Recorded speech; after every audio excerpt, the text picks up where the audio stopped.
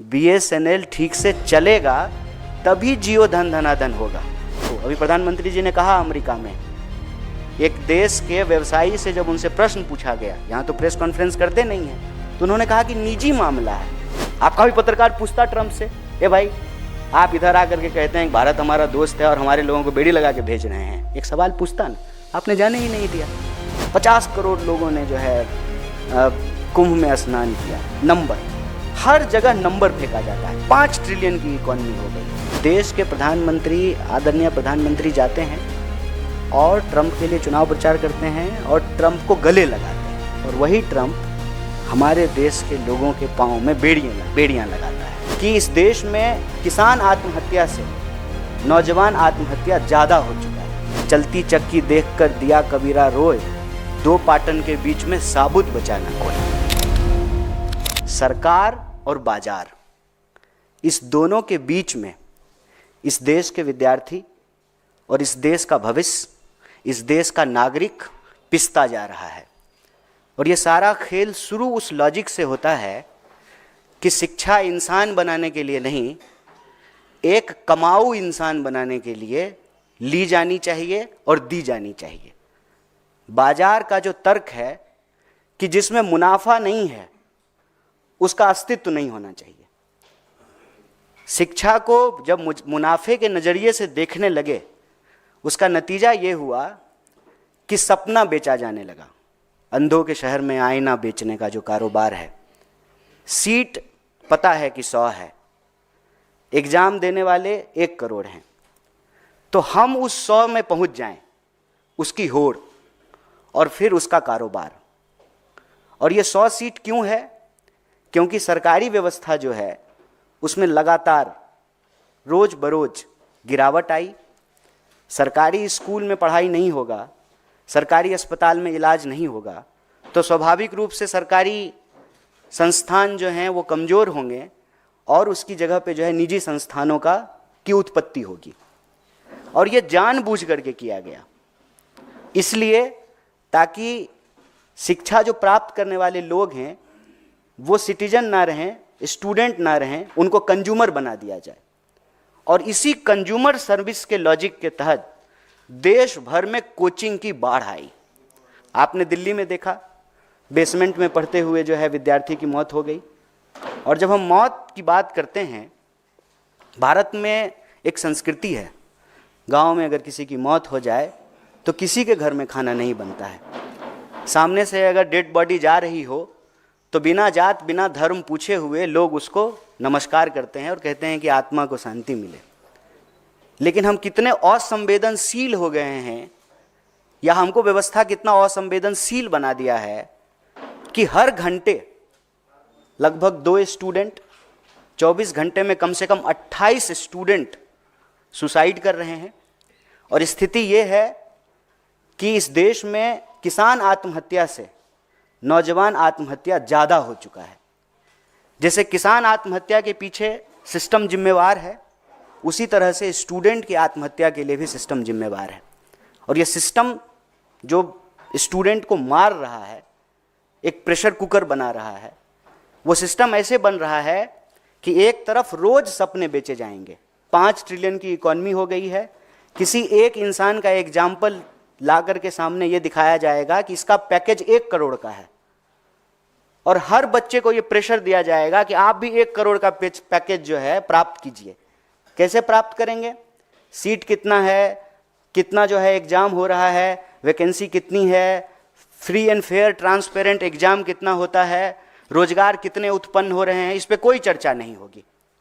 रोजगार दिलाने के नाम पर कोचिंग संस्थान बनेंगे और लोगों की गाढ़ी कमाई, नौकरी करने वाले लोग उनकी सैलरी, किसान को उनके फसल से जो कमाई हुई है, जो मजदूर हैं जो रोज़ मजदूरी करते हैं, पेट काट करके अपने बच्चों को पढ़ा रहे हैं कि हम तो मजदूर हैं, हमारा बच्चा अच्छा इंजीनियर हो जाएगा।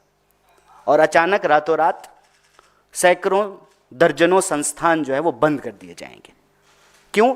क्योंकि उन्होंने मोटा फीस जो है वो वसूल लिया है माँ बाप का। और अब स्टूडेंट का क्या होगा वो स्टूडेंट जाने। तो इस देश के भविष्य के ऊपर, इस देश के नौजवान और विद्यार्थी के ऊपर एक भारी दबाव है। और एक सजग समाज के तौर पर, एक संवेदनशील देश के तौर पर इसकी सामूहिक जिम्मेवारी हम सबको लेनी चाहिए। सरकार को ये रेगुलेशन बनाना चाहिए और इस तहत हमारा कांग्रेस पार्टी की तरफ से 3 महत्वपूर्ण मांग है। पहला, आप सरकारी संस्थानों को बेहतर कीजिए। आप सरकारी संस्थानों को कमजोर करके निजी क्षेत्र को भी स्वाभाविक रूप से विकसित होने में बाधा उत्पन्न करेंगे। सरकारी संस्थान ठीक से काम करेगा, बीएसएनएल ठीक से चलेगा, तभी जियो धन धनाधन होगा।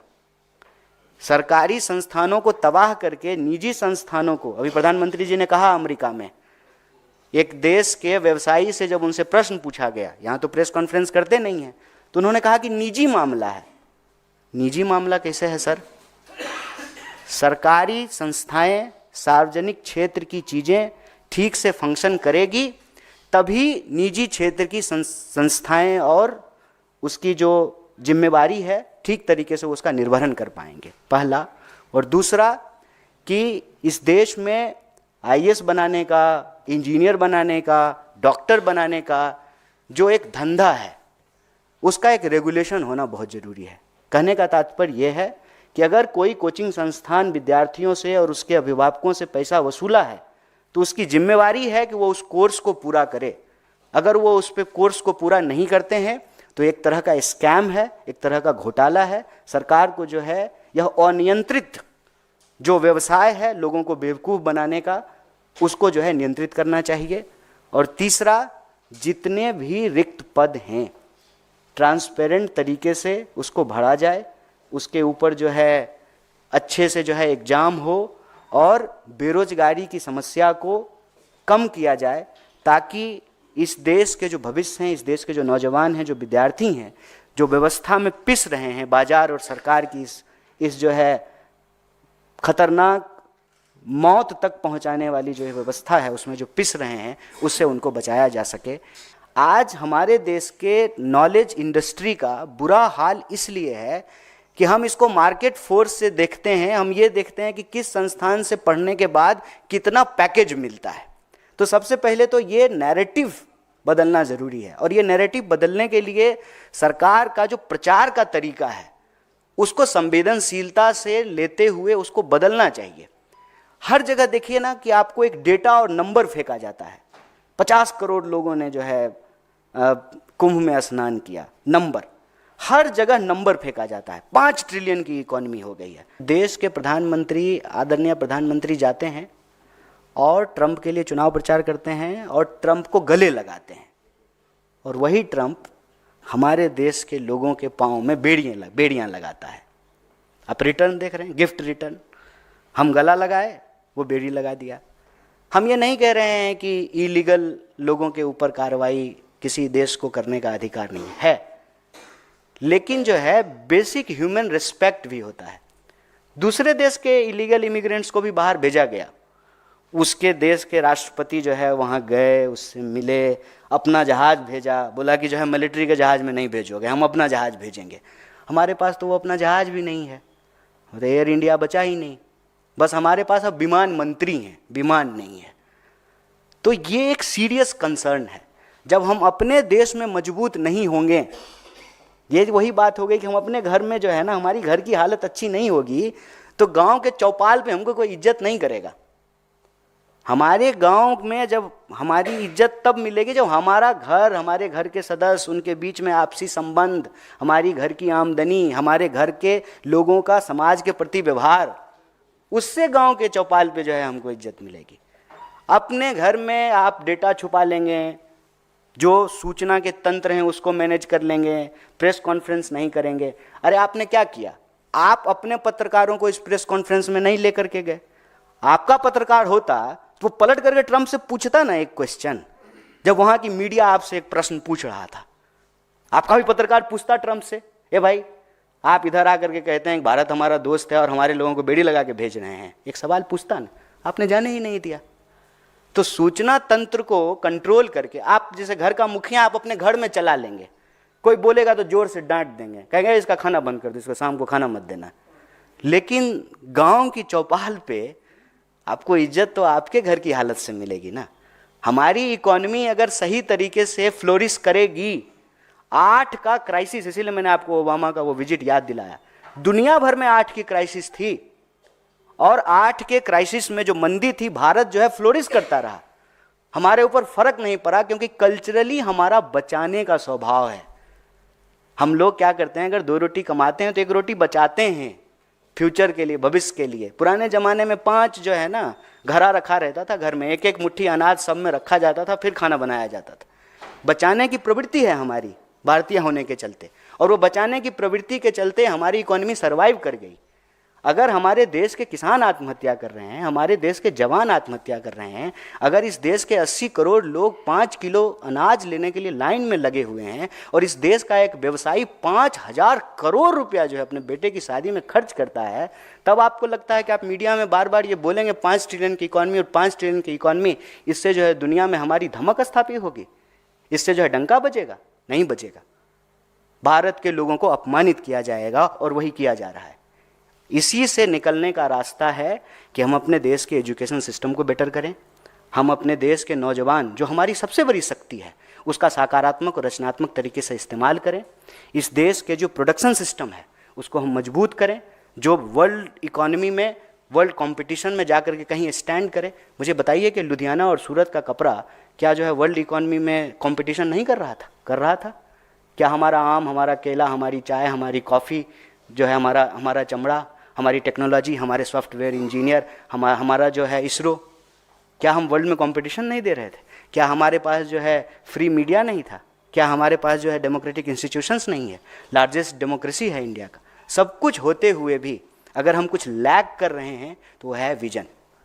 अगर विजन है हमारे पास तो ट्रंप के पास हमको जाने की ज़रूरत नहीं है। मैं एक छोड़िए, बाहर की बात छोड़ देते हैं, हम देश का समझते हैं, उससे समझ में आएगी। बिहार के लोग पंजाब क्यों काम करने के लिए जाते हैं? पंजाब के लोग क्यों नहीं जाते हैं बिहार काम करने के लिए? क्यों? क्योंकि बिहार की इकॉनमी पंजाब की इकॉनमी के मुकाबले बेहतर नहीं कर रही है। अगर बिहार की इकॉनमी बेहतर करने लगेगी तो पंजाब के लोग बिहार काम करने के लिए आएंगे। यही स्थिति आप दुनिया के ऊपर लागू करके देख लीजिए। क्यों हमारे नौजवानों को छुप करके इलीगल तरीके से दूसरे देश में जाना पड़ रहा है? क्योंकि हमारे देश में रोजगार नहीं है। और आपको मैं बताऊं कि इससे ज़्यादा गंभीर स्थिति क्या है। जब गाजा में लड़ाई हो रही थी तो हमारे देश के नौजवान जो है ठेके पे लड़ने के लिए गए। यूक्रेन की जब लड़ाई हो रही थी रसिया की, तो जबरदस्ती एक कंपनी में नौकरी देने के नाम पे कुछ लोगों को बेवकूफ़ बना करके, और वहाँ जब गए तो उनको आर्मी का ड्रेस पहना करके लड़ने के लिए भेज दिया। ये जो स्थिति है ये चिंताजनक है। रोजगार की जो बेरोजगारी की स्थिति है वो चिंताजनक है, और इस व्यवस्था जनित प्रेशर के चलते जो नौजवानों की आत्महत्या हो रही है वो चिंताजनक है। इस पर सरकार को एक ठोस काम करने की ज़रूरत है। प्रचार से काम नहीं चलेगा। जो वास्तविकता है, वास्तविकता की धरातल पे खड़ा होकर के एक विजन के साथ जो है देश निर्माण की प्रक्रिया में आगे बढ़ना होगा। बहुत बहुत धन्यवाद, बहुत शुक्रिया।